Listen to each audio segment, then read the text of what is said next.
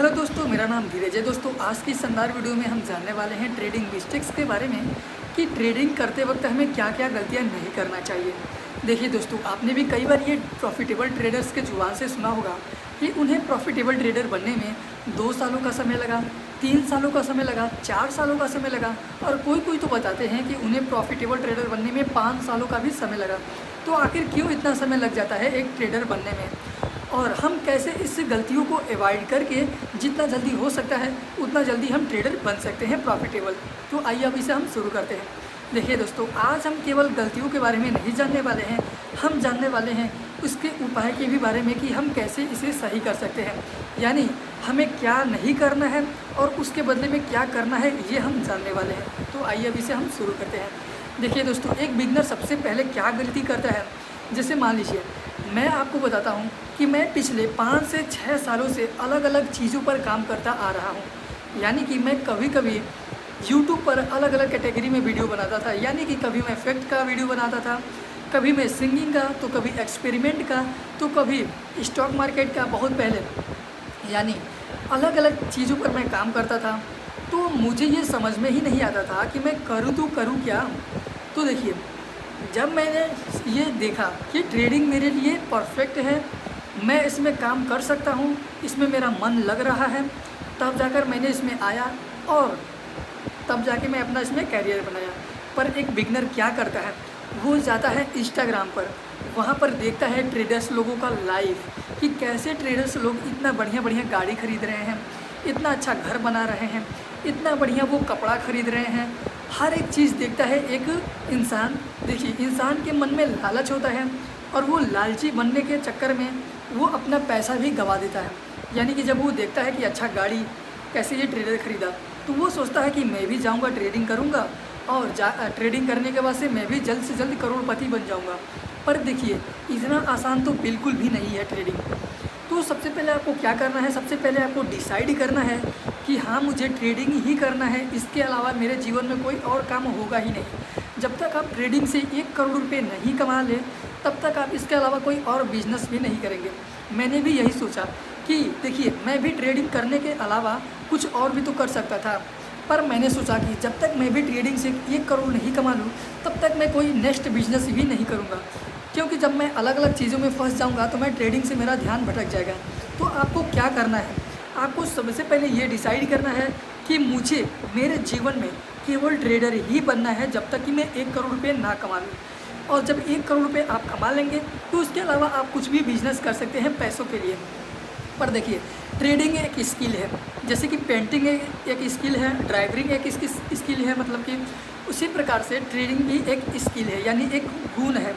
काफ़ी सारे लोग इसे सट्टा समझते हैं, पर यह सट्टा बाज़ार नहीं है, ये जुआ नहीं है। इसमें आप स्किल से अपने रिस्क को मैनेज करके पैसा कमा सकते हैं। तो देखिए, ट्रेडिंग करने से पहले आपको ये ध्यान में रखना है कि हाँ, मुझे ट्रेडिंग ही करना है, इसके अलावा कुछ नहीं करना है। अब आइए हम दूसरे गलती के बारे में जानते हैं। अब तो हमें यहाँ पर डिसाइड हो गया कि हाँ, मुझे ट्रेडिंग ही करना है।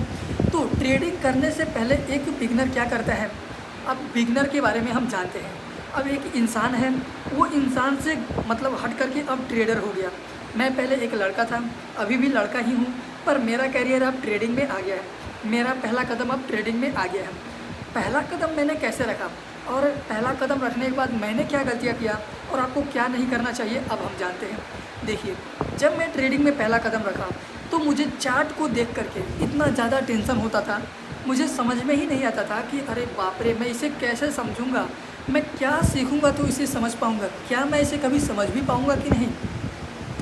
तो मैंने सोचा कि इसे मैं कैसे समझ सकता हूँ, तो इसके बारे में मैंने बहुत ज़्यादा सीखा। तो अलग अलग चीज़ सीखने के बारे में मैंने मतलब जाना और समझ में आया कि मुझे क्या सबसे पहले सीखना चाहिए था, क्या मुझे बाद में सीखना चाहिए था, क्या मुझे जो पहले सीखना चाहिए था मैं उसे कहीं बाद में तो नहीं सीख रहा हूँ। जब ये सब मुझे पूरा अनुभव हो गया, तब मैं आपको बता रहा हूँ कि आपको सबसे पहले क्या सीखना चाहिए। देखिए दोस्तों, सबसे पहले आपको ट्रेडिंग करने जब आते हैं आप, तो सबसे पहले आपको प्लेटफॉर्म कैसे यूज़ करना है ये सीखना चाहिए। यानी कि अगर आप क्रिप्टो में ट्रेडिंग करना चाहते हैं तो आपको डेल्टा एक्सचेंज कैसे यूज़ करना है ये सीखना होगा पहले।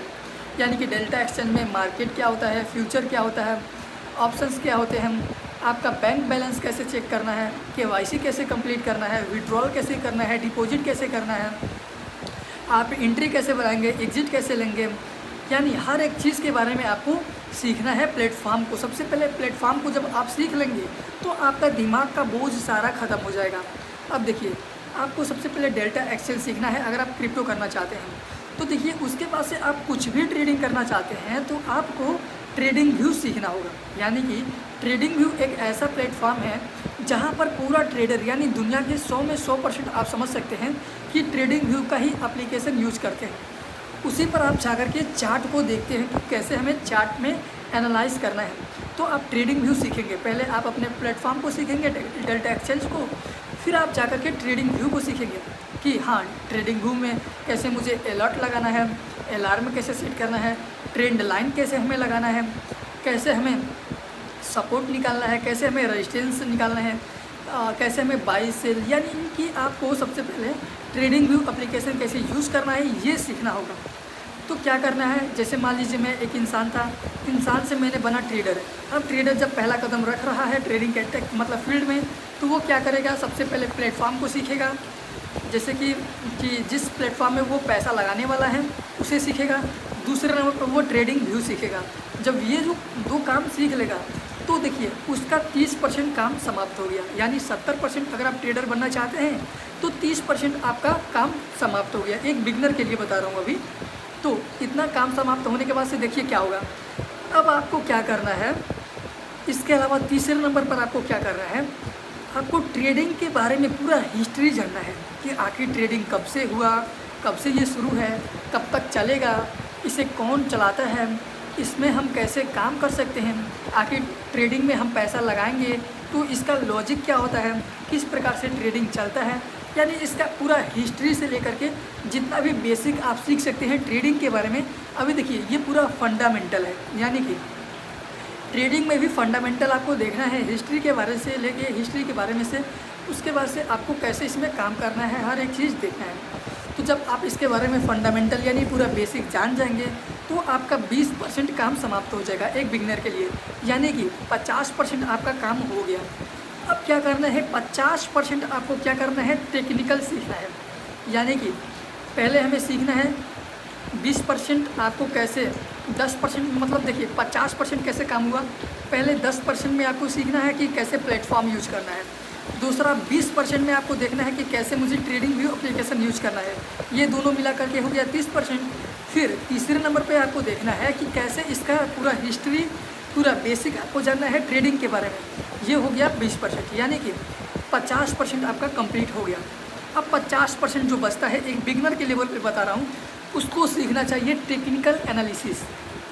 यानी कि जब आप ट्रेडिंग व्यू एप्लीकेशन चलाना सीख जाएंगे तो फिर आपको सीखना है टेक्निकल कि कैसे मुझे सपोर्ट निकालना है, कैसे रेजिस्टेंस निकालना है, कैसे ट्रेंड लाइन खींचना है, कैसे मुझे ऑर्डर ब्लॉक क्या होता है, एफवीजी क्या होता है, पुल बैक क्या होता है, इंड्यूसमेंट क्या होता है, लिक्विडिटी क्या होता है, लिक्विडिटी के बारे में पूरा आपको सीखना होगा, मार्केट स्ट्रक्चर क्या होता है, ट्रेंड डायरेक्शन क्या होता है, एंट्री क्या होता है, ट्रैप क्या होता है। यानी कि हर एक चीज़ के बारे में जो भी टेक्निकल एनालिसिस में आता है उसमें आपको हर एक कंसेप्ट के बारे में सीखना होगा। देखिए मार्केट में वैसे तो कई प्रकार के कंसेप्ट चलते हैं, पर मैं आपको बताना चाहता हूँ कि प्राइस एक्शन होता है, एसएमसी होता है, आईसीटी होता है।